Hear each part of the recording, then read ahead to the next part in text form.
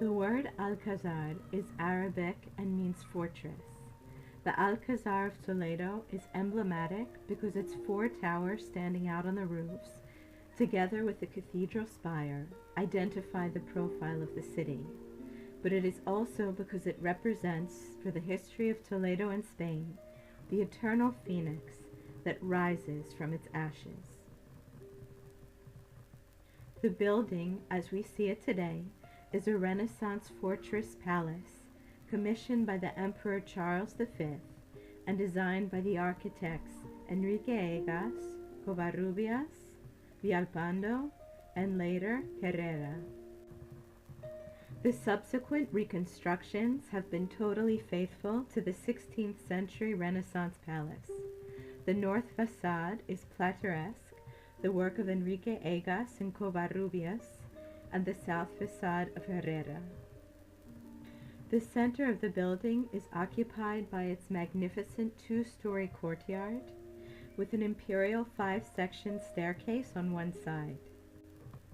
A statue of Charles V dominates. It is a copy of the one in the Prado Museum by Pompeo Leone, who lived for a time in Toledo.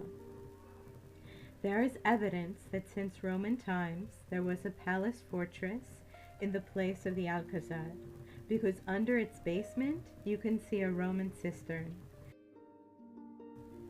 In its most recent history, the Alcazar has suffered several devastating fires. In 1710, it was set on fire during the War of Secession. Ventura Rodriguez restored it, but just a century later it was burned again by the Napoleonic troops. It suffered still another fire before being practically destroyed during the last civil war in Spain, after the 72-day siege, in which it was bombed from land and air, while more than 1,000 refugees in its basements, mainly civil guards with their families, refused to surrender. Although not a strategic military objective, the siege of the Alcazar had enormous symbolic and propagandistic value for both sides while it lasted, which led to an atrocious ferocity in the attack and its conversion into a symbol of heroic resistance after the liberation of the survivors. But the Alcazar should not be remembered only for terrible events. Few people know that within its walls, during several decades of the 18th century, an amazing productive activity was developed, promoted by the enlightened Cardinal Lorenzana, founder of the Casa de la Caridad, created to teach a trade and give work to 800 beggars who received accommodation, food and clothing, and a small salary. Lorenzana's House of Charity came to have 120 looms where velvet, damasks, taffetas, and embroidery were made. There was also a fine arts school for 60 students and literacy classes for the illiterate. He also ordered the construction of the university and a new hospital for the mentally ill. Lorenzana closes the outstanding list of archbishops of Toledo famous for their great works: Bernardo, Raimundo, Jimenez de Rada, Tenorio, Mendoza, Cisneros, Carranza, Tavera, Silecio, and, already in the 18th century, the enlightened Cardinal Lorenzana. Felipe II was proclaimed king in the Alcazar of Toledo and hosted the royal court there for a year and a half. But in 1561, the king decided to move the court to Madrid permanently. Various local chronicles of the 16th century possibly explain the king's reasons. The courtiers, by the great squeeze and shortages of maintenance and bad will that they saw in Toledo, were very unhappy from this city, so that these and those people wanted to see the court go. About the character of the people in Toledo, we find curious descriptions that on many occasions were identified with those of the Castilians. A Venetian ambassador of Charles V writes that the people of Toledo did not possess great assets, but they did have a lot of arrogance that they called fantasy. In the Toledo of the 16th century, there were 30 hospitals for the needy and sick of all kinds.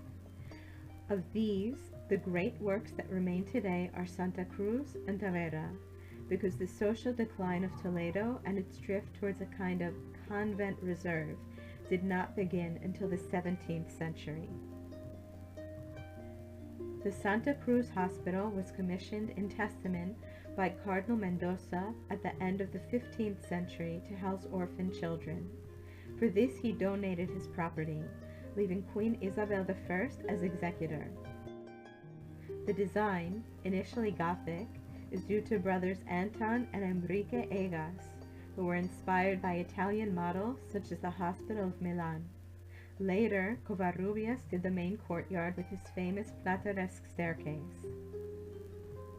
Covarrubias, the famous Renaissance architect in Toledo, evolved from the Plateresque style, extraordinary in his hands, to a classic Greco-Roman style. In this change in taste of the entire city, Herrera had a great influence and, of course, the work of the Escorial. The interior of Santa Cruz has Gothic mudéjar and Renaissance elements. The entrance hall with a Gothic roof has 3 doors. The one on the left was made by Villalpando and the other 2 by Covarrubias. The plan is a Greek cross with 2 floors, in whose center rises a dome with an octagonal vault. The ceilings show magnificent coffering. The one on the lower floor is Renaissance, and the upper mudéjar with jointed rafters. At the end of an arm of the cross was installed the chapel, with an altarpiece of Comantes of the 16th century, which today can be seen in St. John of the Kings. The building now houses a museum of painting, sculpture, archaeology, and a selection of ceramics. In the museum, we can admire several paintings of El Greco: the Veronica with the Holy Face, San Bernardino from Siena, the Immaculate, the Holy Family, and one of his masterpieces, the Assumption, made for the Obal Chapel of the Church of San Vicente. We can also see the Zodiac tapestry of the 15th century, made in Brussels, and a bust of Juanelo Torriano that is attributed to Monegro or Pompeo Leone.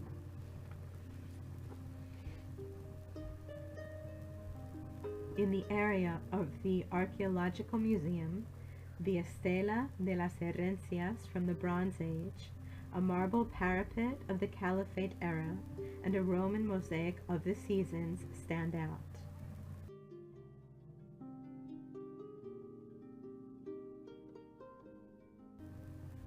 The Tavera Hospital was the first purely Renaissance building in Toledo. Cardinal Tavera, successor of Mendoza, wanted to emulate him in his legacy, leaving a hospital for some 300 patients not welcomed in other places. Built in the middle of the 16th century, based on the initial project of Bustamante, Covarrubias, Hernan González, Nicolas de Vergara the Young, and Monegro all contributed to it. Its facade is inspired by Italians. Its twin-floor double courtyards with a central gallery leading to the church door stand out. It shows a classicist Covarrubias, now far from the Plateresque ornamentation. The arches of the upper level are segmental.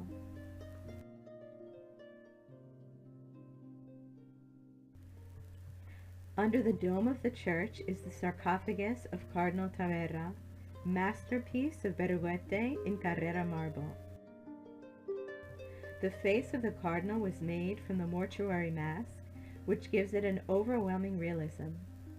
Under the altar is the crypt with the family pantheon of the Lerma Medinaceli, current owners of the building, under a flat dome reminiscent of the Escorial. In a side altar of the church, we can admire a Baptism of Christ by El Greco, and already in the sacristy, other El Grecos, such as the Holy Family with Saint Anne, the portrait of Cardinal Tavera, the Tears of St. Peter, and St. Francis of Assisi. In the center of the room stands the sculpture of the risen Christ inside the original tabernacle. We also find an excellent copy of Charles V of Titian made in the 16th century. The foundation also has important works by Francisco Pacheco, Zurbarán, Luca Giordano, Sebastiano di Piombo, Goya and Rivera, whose famous bearded woman was given to the Prado Museum, where it can be found today. In the halls of the palace, magnificent 16th century tapestries hang from the prestigious Brussels workshops.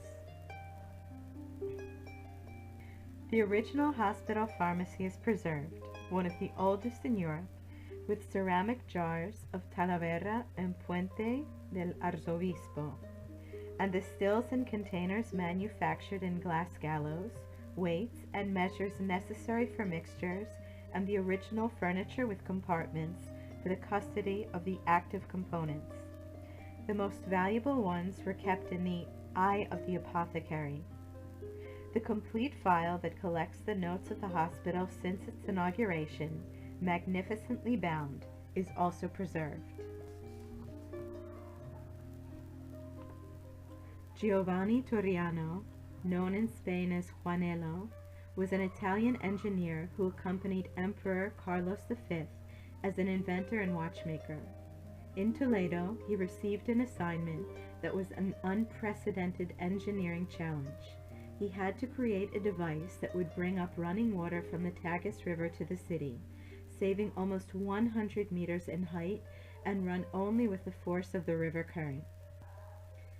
The agreement was signed by the Council of Toledo and 2 royal representatives, so that Juanello took all the risk of financing and carrying out the work, which would only be paid if, once completed, it managed to take to the Alcazar, the highest point of the city, a daily amount of water stipulated in the contract. A 7th part of the water would be used for the Alcazar, and the rest at the disposal of the city.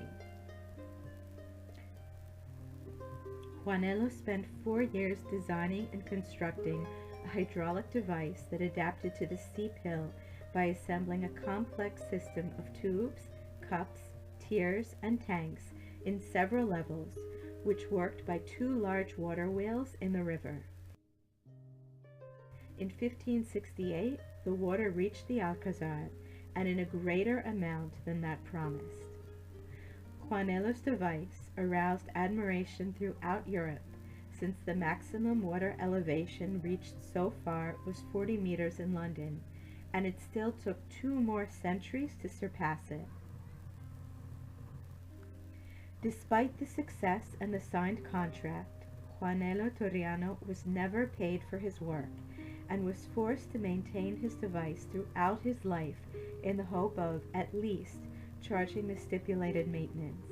He even built a second device that carried water to another point in the city, because the Alcazar was the excuse of the municipal authorities not to pay. But this second construction was also not paid for. The genius was trapped in his debts, his effort, and the hope of solving administrative conflicts that, in truth, were merely ploys to stall and to mask the scam and the official blackmail of which he was a victim.